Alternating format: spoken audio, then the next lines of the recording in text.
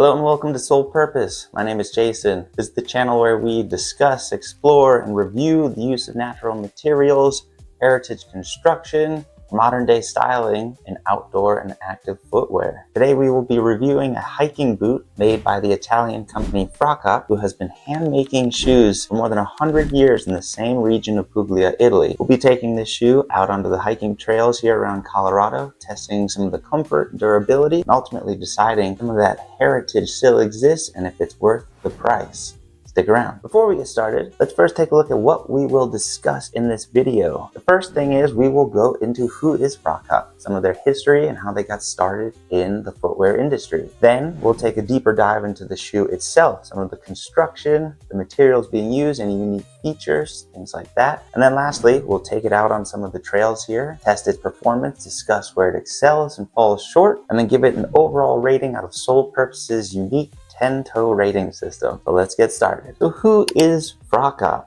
Well, Fracap is a family-run Italian shoemaker that's been producing handmade shoes in the same region of Puglia, Italy for more than 100 years now. In fact, Fracap stands for a shortened version of Fratelli Capello, Capello being the family name that owns Fracap to this day. And it was Antonio Capello in 1908 who started his footwear journey by designing and creating footwear for the local farmers in Puglia, Italy. Now, something that was a bit unique though is he decided from the very beginning that he wanted his footwear to not only perform and be durable enough for such a demanding and taxing environment, but also to look good enough to be worn outside of the fields. A lot of these heritage boot companies have their origins in more rugged beginnings like this, but very few set out to have a principle of style being baked into the foundation from the very beginning like that. It was because of this attention to detail that in 1930, Fracap had become a household name, drawing customers from all over the Puglia region. Then, in 1980, they developed and produced the Magnifico M120 hiking boot. And this jettisoned them into becoming a well-known brand sought after all across Europe. To this day, Fracap continues to hand make their boots with the same attention to detail, to quality, comfort, styling, as they did from their origins for more than 100 years now in the same region of Puglia, Italy. Now that you know a bit about Fracap, let's take a closer look at the boot itself. It was Antonio's son Alfredo who in 1980 set out to create a durable and comfortable boot that could be used both on the mountains and in everyday life. It was with this in mind that he set out to create a boot that mixes durable simplicity with modern style. When his mother saw the prototype, she proclaimed Magnifico, and thus the M120 Magnifico was born. The M120 Magnifico can be purchased through their website in a pre-constructed build much like this, or, and more typically common, can be made to order by Fracap. This is what they prefer you to do just because there's an exhaustive amount of options and potential trims and leathers and features that you can choose. This is the 120 Rock. It's a brown suede rough out with a ripple sole, but all of these come in different colors and smoothnesses and trims, different lace patterns. You can get a vibrant lug sole if you don't want the ripple. It's a very impressive set of options that you have. And the prices, whether you do pre-constructed or made to order, range from between $330 US to $400 US. Now, taking a look at the construction of these shoes, while there are a number of options available to you in customization with the M120 Magnifico, they are all made out of veg tan cowhide and they're all stitched down construction, both of which I think are great. You won't find more exotic leathers like bison or deer skin or something like that. But one thing that is pretty unique to Fracap is they will cut all of their shoes out of a single piece of hide, of the same hide, just to maintain a little bit of consistency between the two, but also their patterning is actually one single cut of leather. So all the way from the heel, across the quarter, the vamp, and all the way back around, you have one singular piece of leather. Now, this not only from a stylistic perspective is beneficial in just that it looks good, it's a clean appearance, but also it helps prevent introducing any additional weak points or fail spots when you have multiple pieces of leather being stitched together. The likelihood of that failing, well, that's up to you, depends on the level of abuse that you put these shoes through, but that is technically a weak point, and I'd like to see that this is one singular piece of leather. In addition to that, each of these boots is lined with an Italian calfskin called the Quio, which is known for its supple and breathable properties. But not only that, you've got a veg-tanned leather insole, and then a half sock sort of liner down here that's a leather top foam heel insole. This just sort of helps ease the break-in period that you can experience with veg tan leather. They also introduced some foam padding up around the ankles, which is really nice for breaking in a new hiking boot, especially with the amount of ankle movement that you would expect when using this out on the trail. And then, as I mentioned earlier, Fracap M120 Magnifico uses a 360-degree stitch down welt construction. I think that's fantastic. I prefer a stitch down over a Goodyear welt if it's going to be used for something outdoor and active. Either are perfectly fine. I think there's a slight edge as far as water weather resistance to a stitch down construction, but it is typically harder to resole. I also prefer a full 360, even though, yes, the majority of the elements, the brunt of it that you'll be experiencing is going to come from the front of the shoe as you're walking forward. I still think having that extra welting around the heel is always a nice feature, always nice to see. Speaking of the welting and resoleability, Fracap does say these are resolable. Now, I did speak to a cobbler about the resolability of this shoe, and they said mostly it's just this cemented outsole that is going to be resolable. The midsole and the heel are rubber, which are cemented to the upper here. And you can see Fracap is using a second layer of leather on top of the more traditional stitch down, where the same rough out upper would be folded over and then stitched through. But this cobbler did say if you were to ever gouge out or ruin any of that rubber midsole, you're not looking at a very easily resolable shoe after all. But the trade-offs with that are this shoe is much lighter than if you were to have a thick veg tan piece of leather as a midsole. They're much easier to break in. So for a hiking shoe, I mean, that is more the ideal. These shoes are surprisingly light. They offer you a decent amount of support, but the break-in period is incredibly fast, and these shoes are pretty immediately comfortable outside of the box, which is not something you can normally say about true heritage construction, veg tan, everything.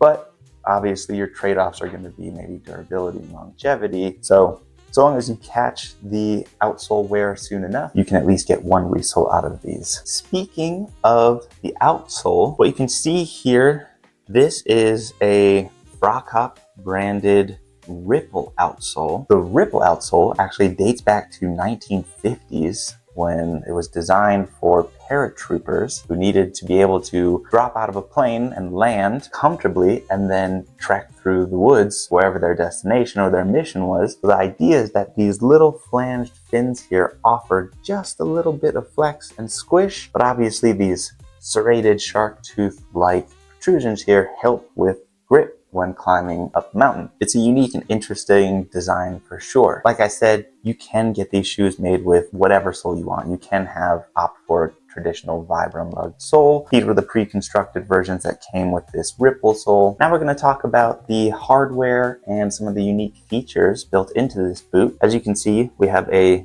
lace-to-toe construction. These are patinated brass D-rings and speed hooks. I like seeing D-rings on a hiking boot just because that helps to distribute some of the lace tension across more of your forefoot running up to the base of the ankle.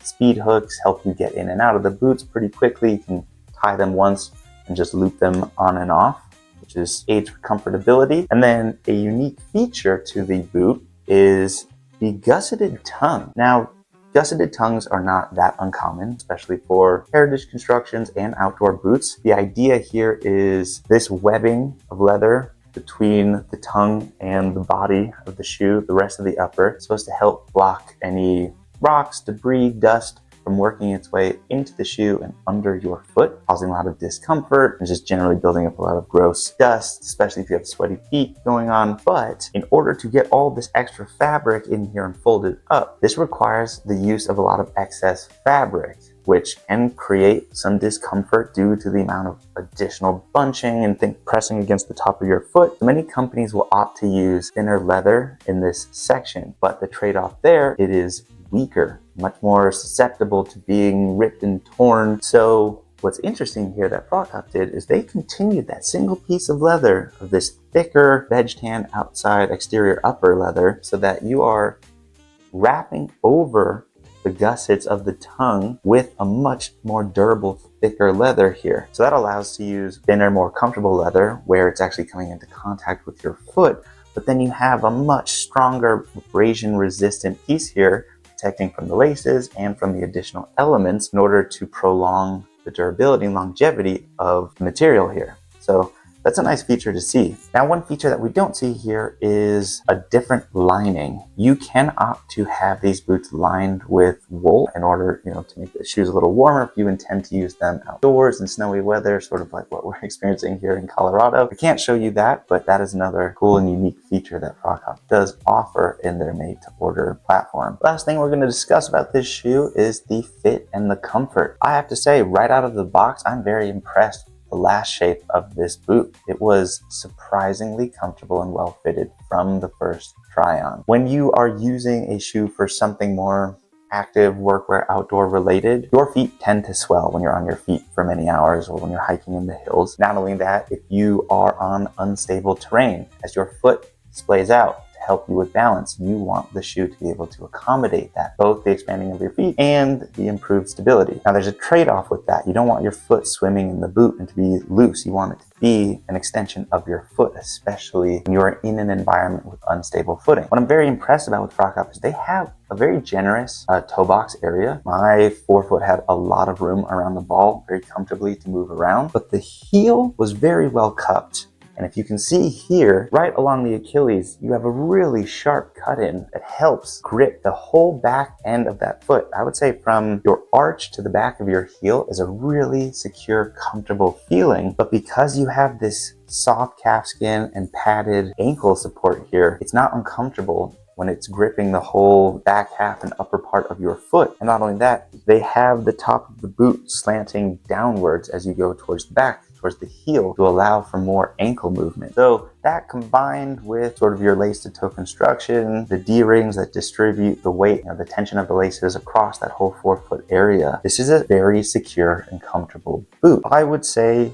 if you are looking at sizing information, you would want to go true to size. I am a US 10 from my Brannock heel to the ball of my foot. I may be just short of a 10 when I go heel to toe measurements. I very mistakenly bought size too small for these. They were still surprisingly comfortable, but I would say if you are going to use anything thicker socks, if you want more comfort, going true to size is the way to go. When you order a pair of Fracaps, the box comes with 3 pairs of laces, a horsehide brush, treatments and creams, but it also comes with multiple insoles that help you fill in the space to help break it in. And if you are maybe just in between sizes somewhere, that helps take up some of the volume. So really thoughtful overall design and fit of the boot. And for a handmade boot in Italy for $350 plus all the equipment that you get, the accessories and things, so far I have to say Fracap is looking like a great value. Now that we've gone into about Fracap the company and the shoe itself, what are my initial impressions before we take this out on the trails? Well, I think for $350 you are getting a lot of bang for your buck. The shoe so far seems very comfortable. It's surprisingly light for a hiking boot that uses more heritage construction. I love the stitch down aspect. I like this lace to toe, D-rings. I like this interesting design with the flip over tongue. Calfskin is surprisingly nice and lush. A very comfortable shoe. Like I said, it's very easy to break in.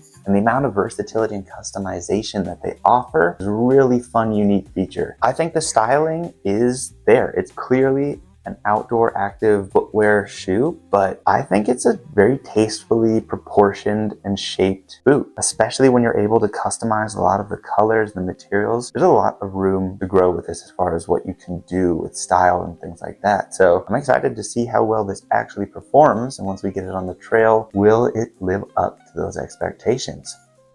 Let's find out.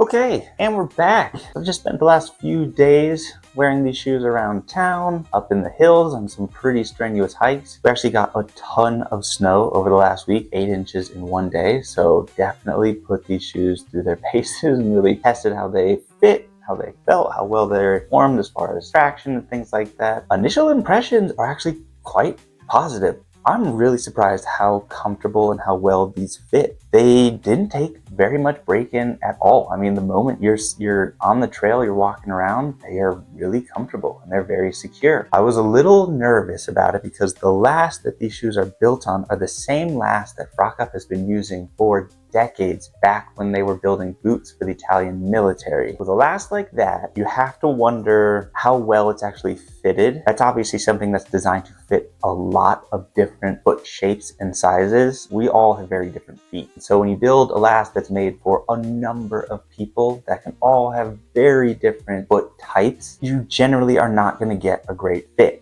That's because it needs to accommodate so many different feet. So it's jack of all trades, then a master of none. So unless I just happen to have the ideal foot shape, I was very pleasantly surprised with how well this fits. When walking around town, the boot actually performed excellently in the snow, on slick concrete, on ice. I had excellent grip. It was very comfortable, good traction. I live in a smaller mountain town, so maybe this is just the region where I live, but I think these actually work really well, even just aesthetically. This is not exactly the pairing I would probably go with as far as colors and things like that and leather choices. I think you can make something that looks a little more elegant, if you want to say, but I've got to say the lines of this, the shape of this last, the profile, I think it's actually a very tastefully designed boot. Not only does it function well, but I think it looks good when you're walking around town, even in slightly harsher environments, and then moving into more casual indoor spaces transitions really well. Now, having said that,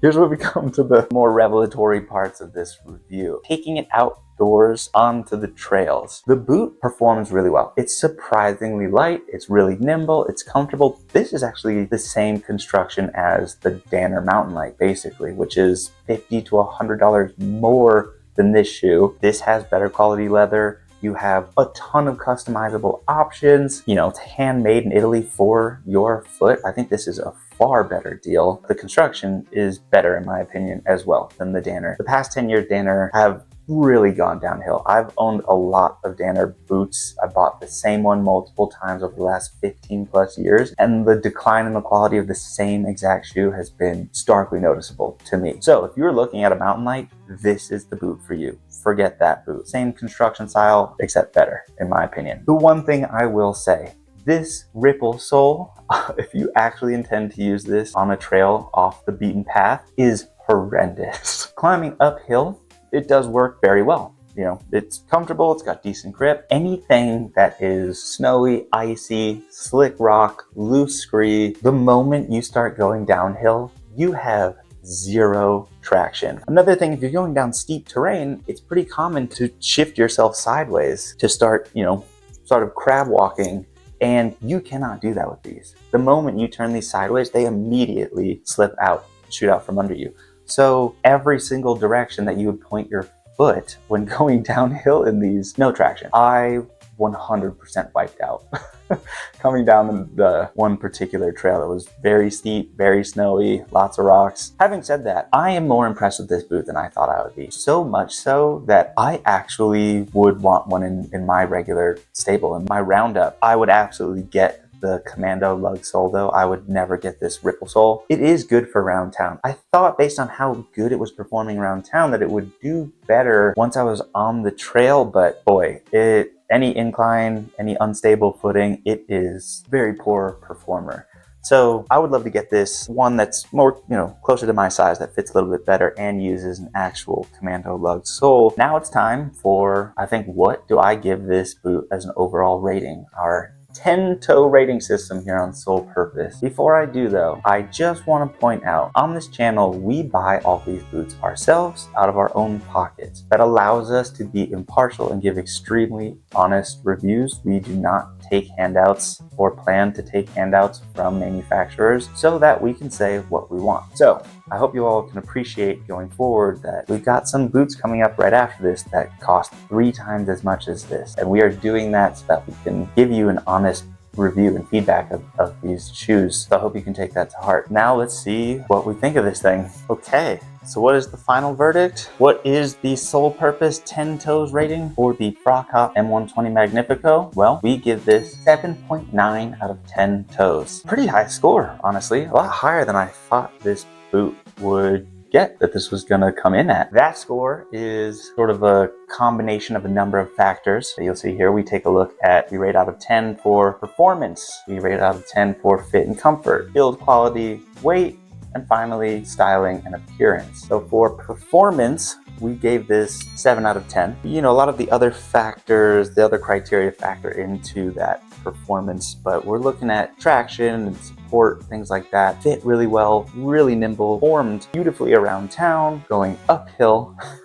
Out on the hiking trails, it was lightweight. Obviously, it gets a big ding though due to that ripple sole. I mean, it's terrible if you plan to use this on truly as a hiking shoe, only for the performance of that sole. It is actually a fantastic hiking shoe, in my opinion. It outperforms the Danner Mountain Light by a lot, in my personal choice. So I think if this had a lug commando sole, which is an option, they do sell that, this would score much higher than that in the performance section. This is an off-the-shelf stock thing, so you know, we're going to review it as is from that perspective, but give it a little leniency, knowing that that is an option and it would have been a lot better. So beyond that though, then fit and comfort. Again, fits incredibly well. It's really comfortable. We gave that an 8 out of 10 toes. I was surprised. Again, you know, really cupped the heel, whole back of the foot, felt very secure and supported. Loved how this lace to toe system and the design placement of the D-rings is approached. The foam padding of the collar, that quio, that really soft calf skin on the inside, despite being a veg tanned upper and veg tanned insole, which are a little tougher to break in. All those little details, like the shape of the last, those little added bits of foam padding in the heel, around the ankle, the general amount of support, the rubber, midsole and everything, really helps to ease that break-in period and make it a really comfortable shoe right out of the box. So high marks for that. A lot better than I was actually expecting going into this. For build quality, 7.5 out of 10. Build quality, again, really impressive. I mean, these are quality materials. The stitching is even and looks really impeccable. You've got a high stitch count all around the welt here. I love that it's a 360 stitch down welt as well. I can't see any errant stitching or any scuffs. The leather is pretty thick all around. Really a great overall build for the price. It's good value. It did get a bit of a knockdown mark just based on some of the feedback that we received from that cobbler. You are spending $350 to get a handmade custom Italian boot. You are going to want it to last a very long. So cemented construction, rubber midsoles, not quite as durable or as long lasting as more heritage construction, but obviously you get a lot more performance benefits as far as weight, comfort, break-in period, flexibility, nimbleness. So you got to pick and choose your battles and what are your trade-offs. So knocking it down a little bit just for that, but I still think that outweighs and added, you know, factored into other parts, fit and comfort and performance and things like that. Weight, 8.5 out of 10 toes. This boot is surprisingly light. For this much leather and leather construction, this weighs about the same as some synthetic Solomon boots that I have. I mean, you know, the pair of them are a little bit, basically around 3 pounds, a little bit less. So again, you cannot complain. That's synthetic boot territory, except you are getting, in my opinion, better quality. You're getting more versatility with this build. So high marks there. Really happy with that. And again, that's thanks to some of, you know, using a rubber midsole, little things like that, some foam padding and things to kind of make things a little lighter, softer, more comfortable. Those are your trade-offs. And then finally, for appearance, for an activewear boot, this gets 8.5 out of 10. I have to say, I really like the look of this boot, and I'm giving it a little bit of a padded score just because of the level of customization that Fracap offers you. I mean, whatever you want. You want green suede? Do you want green smooth nap full grain calfskin, or you know, a veg tan hide? It's all available to you. Different color patinations on this brass, different trim. You can pick the color of the midsole here for this rubber, yellow, beige, black, anything blue. I think it's a stylish boot. I really like the profile. I like the shape of it. I think it's a pretty tasteful design once you've got it on your foot. It makes it versatile. And because it is,